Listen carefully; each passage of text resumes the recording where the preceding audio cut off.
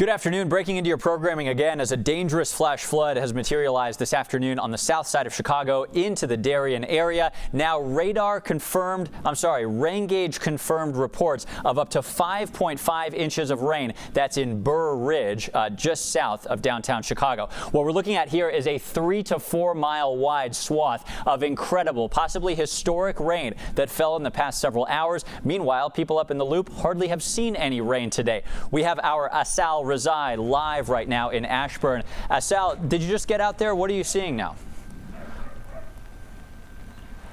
Yeah, David, we've been out here for the past couple of hours and we're seeing some widespread flooding in pockets of the south side. No rain in Beverly this morning as we were there around 11 o'clock. Around noon, things started to pick up. Right now, we're in Ashburn. This is off Hamlin and 75th Street. And take a look, David, right in the middle of the road there. That was almost impassable just about 20 minutes ago when we first pulled up here. Things are starting to drain, and we'll pan over. You'll see where that red truck just pulled in.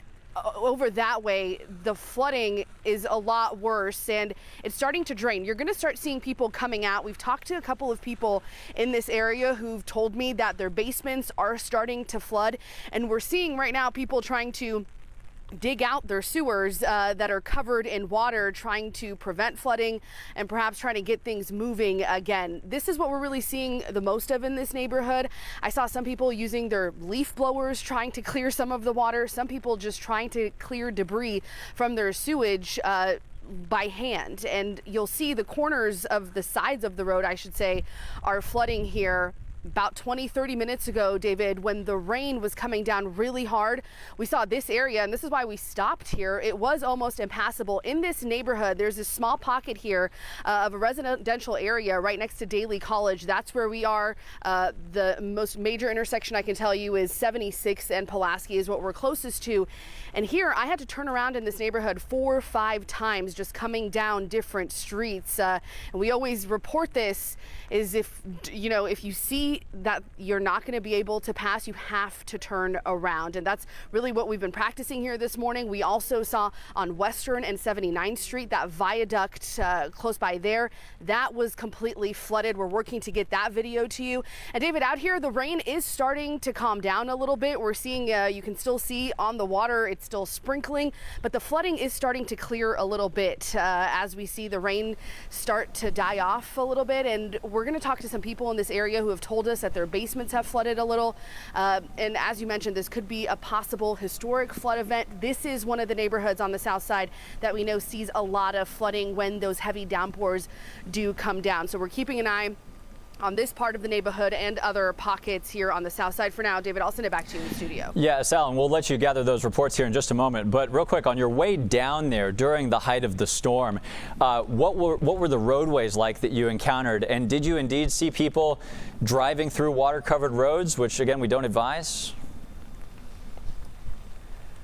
We did see that, David, especially near that viaduct that I told you about on Western and near 79th Street. We saw people attempting to go through, and it was so deep on some of the smaller compact cars, it was almost up to their windows. A lot of people, though, fortunately, we saw they were turning around in that viaduct area, and then a lot of people were just completely skipping it and going up on the sidewalks. We saw a lot of people driving on sidewalks trying to avoid that flooding. Some of the main roads, Pulaski, Kedzie, Western, most of those roads, we did not see any flooding, David. But once we approached that viaduct, that's the worst flooding we've seen close by on a main road. And then, of course, these neighborhoods, that's where I've seen the most danger as far as the conditions go in the roads. Small streets like this, these residential streets, is where we've seen cars trying to get by.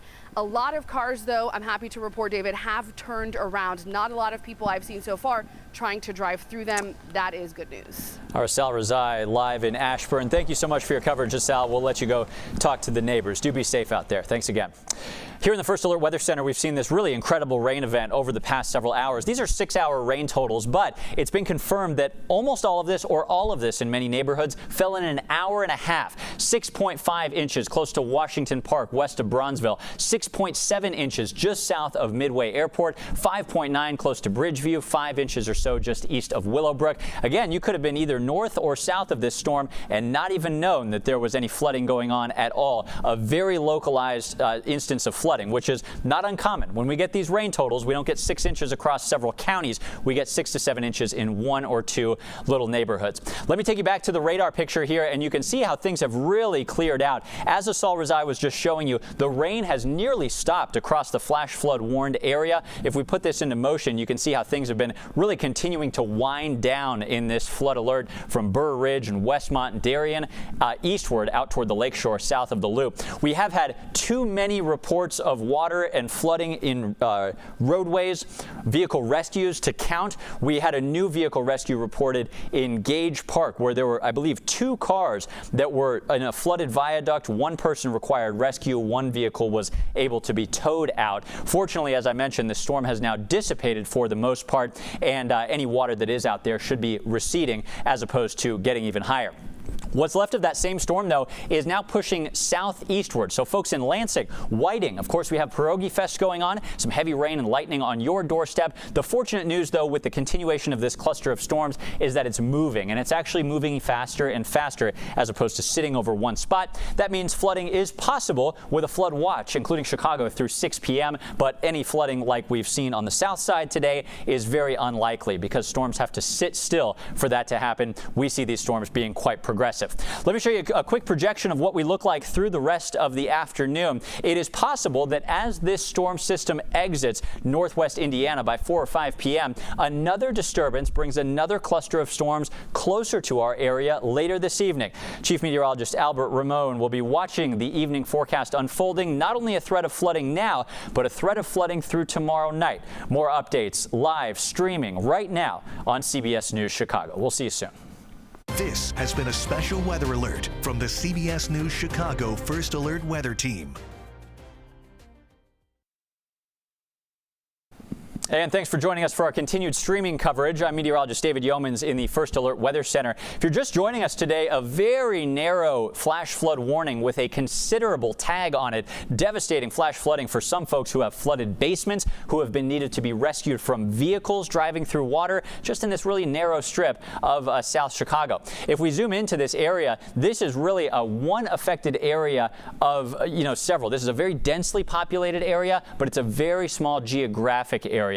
The flash flood warning continues until about 2:45, so it should expire, according to what the National Weather Service is telling us, in the next 20 to 30 minutes. But it does not look like the flood problems will completely cease at that time. If folks have water in their basements, if they have standing water on roadways, we've seen reports of water up to cars' hoods. Vehicles' hoods are submerged in water in some parking lots out toward Burr Ridge. We've had rain gauge confirmations of up to 5.5 inches of rain that actually fell today. That's more than a full month's worth of rain during our rainy season, all in 2 hours. Radar estimates close to Midway, 6 to 7 inches in some areas. The worst of this, though, is now passing, even though the flash flood warning continues. Let me take you on a quick tour again of some of the most incredible rainfall totals that we've seen. This is a 6-hour total accumulation, but keep in mind it hasn't really been raining much on the front end or the back end of that. So really the lion's share of this fell in just an hour and a half or 2 hours. If you're watching from out toward the lakeshore, Bronzeville, Washington Park, some of these areas in the yellow colors showing up to 3 inches of rain, 2.5 inches of rain. That by itself is nothing to sneeze at. We had a vehicle rescue on the southwest side of Washington Park on South State Street with only 2.5 inches of rain that had fallen at that time. Englewood, once we get toward there, Midway and Bedford Park, these are absolutely mind-boggling totals. I would say it's unheard of, but it's not. In this warming climate, warmer air holds more moisture, and heavier rain events are getting heavier. It's been documented, according to us and to the National Weather Service, in recent years and decades. Close to Englewood, you can see some of these totals. Let's query them specifically. In excess of 6 inches. On the northwest side of Englewood, this is a radar estimate, but likely very accurate, of 6.4 to 6.5 inches. Once we get to just south of Midway, these are parts of 50 that have seen flooding, 6.9 inches, almost 7 inches. We've actually seen some radar estimates of just over 7 inches. And toward Bedford Park, more of these purple colors mean more than 1/2 foot of rain has fallen in just a very short time this afternoon. We'll take you back to the radar, show you a broad picture. This flash flood warning, again, small as it is, will be expiring at 2:45, but we'll still be on the lookout for slowly receding water after that point. What's left of this storm system slowly clipping through northwest Indiana. Heavy rain, dangerous lightning, even torrential rain at times, but it will be moving instead of stationary, so significant flooding not expected there. But we have the same weather pattern in place tonight and through the day tomorrow, leading to more rounds of rain and an additional risk of flooding. We'll leave you with a live picture now of the city of Chicago as we get ready for more rain. Here we are on the Dan Ryan after very heavy rain on the south side. We'll leave you with this picture, and Chief Meteorologist Albert Ramon back shortly.